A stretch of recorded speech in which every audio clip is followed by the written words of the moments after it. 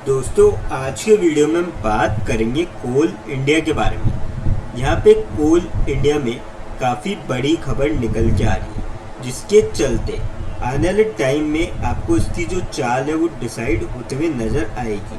तो ऐसी क्या खबर है, ये हम डिस्कस करेंगे इस वीडियो में। फिर बात करेंगे हम राइट्स के बारे में। राइट्स को यहाँ पे ऑर्डर मिलता हुआ नज़र आ रहा है। अब कहाँ से मिलता हुआ नज़र आ रहा है और कितने अमाउंट का मिलता हुआ नज़र आ रहा है, और क्या आपको इसका इम्पैक्ट जो है फ्राइडे के दिन देखने को मिल चुका है या फिर मंडे के दिन देखने को मिलेगा, ये डिस्कस करेंगे इस वीडियो में। फिर बात करेंगे वेदांता के बारे में। वेदांता में भी काफ़ी बड़ी खबर निकल के आ रही है, जिसके चलते आने वाले टाइम में आपको इसकी जो है चाल डिसाइड होते हुए नज़र आएगी। तो क्या खबर है, क्या पॉजिटिव खबर है, क्या आपको पॉजिटिव मूव देखने को मिल सकता है स्टॉक के अंदर या फिर नेगेटिव मूव देखने को मिलेगा, ये डिस्कस करेंगे। लास्ट में एक ऐसे स्टॉक के बारे में डिस्कस करेंगे जो आप सभी के लिए लेके आए स्प्लिट बहुत ही शानदार रेशियो में। तो चलिए वीडियो स्टार्ट करते हैं। सबसे पहले बात करें कोल इंडिया की कल के दिन क्लोजिंग की, फ्राइडे के दिन 383.9 पे देखने को मिली। 4.6 रुपीज़ की गिरावट देखने को मिली। 1.18% तक स्टॉक यहाँ पे गिरता हुआ नजर आया। बात करी जाए अपडेट की, Coal India's production down 3.6%, offtake drop 2.1% on H1, यानी फर्स्ट हाफ जो फाइनेंशियल ईयर 26 का है उसके अंदर यहाँ पे 3.5% तक जो है प्रोडक्शन गिरता हुआ नजर आया। On account of a subdued demand from the power sector, CIL's coal production and offtake have both declined by 3.6% and 2.1% respectively, जिसके चलते आपको फ्राइडे के दिन स्टॉक में यहाँ पे लगभग 1.25% के आसपास जो है गिरावट देखने को मिलती इसी खबर के चलते। और अगर हम इसको और ज़्यादा डिटेल में देखेंगे यहाँ पे, तो The state-run coal miner has recorded output of 329.14 million tons in April to September period of 25-26 this year, as opposed to 341.35 metric ton in the corresponding period of the previous physical year। तो ये जो है काफ़ी बड़ी गिरावट है जिसका आपको असर देखने को मिला है। और देखिए, मुझे लगता है कि अब यहाँ पे जो है थोड़ा और आपको इम्पैक्ट देखने को मिल सकता है जब तक कोई पॉजिटिव न्यूज़ नहीं आती। और यहाँ पे जो है मैं ये कहूँगा कि जो भी शॉर्ट टर्म के लिए है ना, वो यहाँ पे अवॉइड कर सकते हैं। बाकी देखिए, लॉन्ग टर्म के पॉइंट ऑफ व्यू वाले अगर गिरावट होती है फर्दर, क्योंकि देखिए कंपनी काफ़ी अच्छी है। और साथ ही साथ ये देखिए, only 2 CIL subsidiaries with in witness rise in coal production. तो ऐसी बात नहीं, पूरी में ही आपको गिरावट देखने को मिली। इनकी जो सब्सिडरीज है उसमें थोड़ा सा आपको राइस भी देखने को मिला है। तो मैं ये कहूँगा कि लॉन्ग टर्म के पॉइंट ऑफ व्यू से काफ़ी सही स्टॉक है। पर शॉर्ट टर्म के पॉइंट ऑफ व्यू से ये कहूँगा मैं, जब तक क्वार्टर रिजल्ट नहीं आता है, क्योंकि देखिए क्वार्टर खत्म हो चुका है, तो जब तक क्वार्टर रिजल्ट नहीं आते तब तक आप यहाँ पे थोड़ा सा जो है अवॉइड कर सकते हैं शॉर्ट टर्म वाले। बाकी लॉन्ग टर्म वाले अगर और गिरावट होती है तो यहाँ पे जा सकते हैं। कंपनी फंडामेंटली काफ़ी स्ट्रॉन्ग है, ग्रो भी कर रही है, तो मेरे ख्याल से तो जाया जा सकता है इस स्टॉक के अंदर लॉन्ग टर्म के पॉइंट ऑफ व्यू से।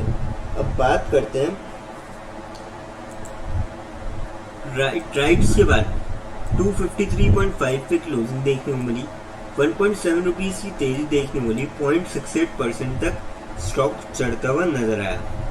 बात करी जाए ऑर्डर की, RITES secures ₹36.2 crore order from DVC for Mejia thermal power station. तो काफ़ी ठीक ठाक अमाउंट का जो है यहाँ पे ऑर्डर मिलता हुआ नज़र आया राइट्स को।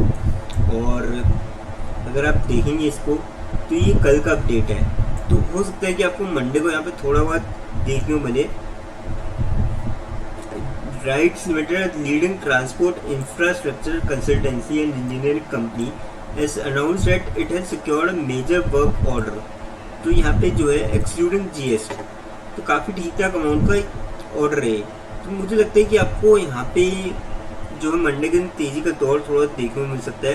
तो contract will be executed over a period of 730 days from the commencement of work, यानी कि जब से काम चालू हुआ तब से लगभग 2 साल का टाइम मान लीजिए, तब तक ये काम करके देना है।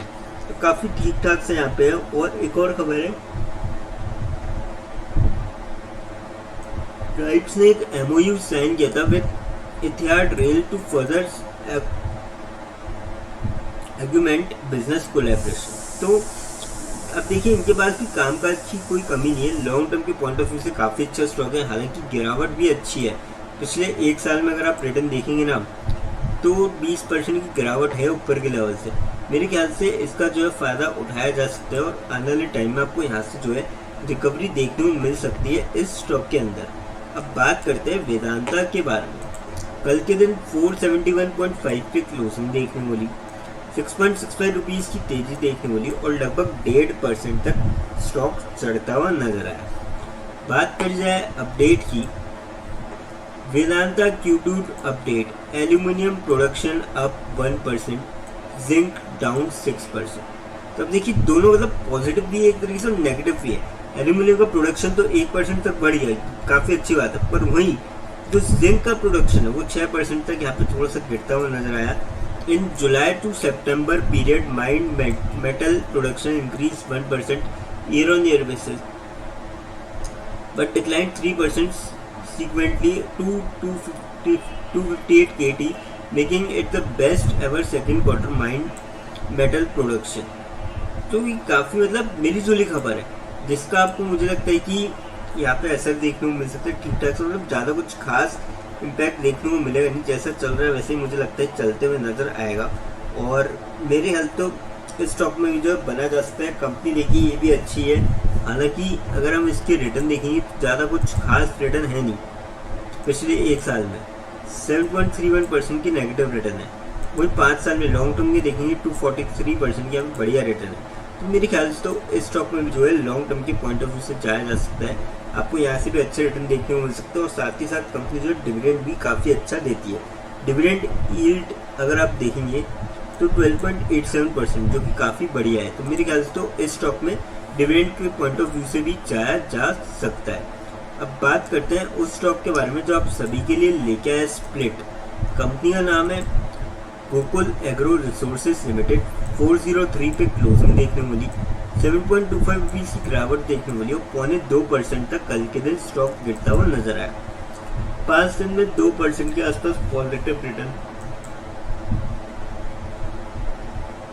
महीने भर में लगभग 21.5% के रिटर्न दिखाए हैं स्टॉक ने, 6 महीने में 68.73% के और 5 साल में तो 2880% के जबरदस्त रिटर्न दिखाए हैं, जिसके चलते कंपनी ने यहाँ पे जो है स्प्लिट का अनाउंस किया है। ओल्ड फेस वैल्यू 2 रुपये, नई कर दी जाएगी 1 रुपये, यानी कि जिसके पास भी 1 शेयर होगा उसको 2 शेयर और मिलते हुए नजर आएंगे स्प्लिट के बाद। इसके लिए कंपनी ने एक स्प्लिट डेट रखी है 14 अक्टूबर 2025, जिसकी भी डीमेट अकाउंट में 14 अक्टूबर से पहले शेयर आते हैं सभी स्प्लिट के लिए एलिजिबल होंगे।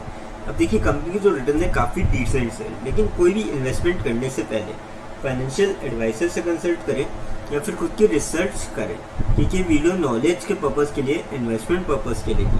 दोस्तों अगर वीडियो अच्छी लगी हो तो चैनल को लाइक और सब्सक्राइब जरूर करें, ताकि आने वाले टाइम में आपको और भी ऐसे अपडेट्स मिलते रहें। थैंक यू दोस्तों।